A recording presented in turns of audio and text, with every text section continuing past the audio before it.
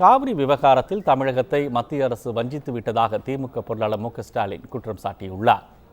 இன்றைக்கு கர்நாடக மாநிலத்தில் இருக்கக்கூடிய நிலை என்ன, தமிழகத்தில் இன்றைக்கு வஞ்சிக்கப்பட்டிருக்கக்கூடிய இந்த நாள் என்ன?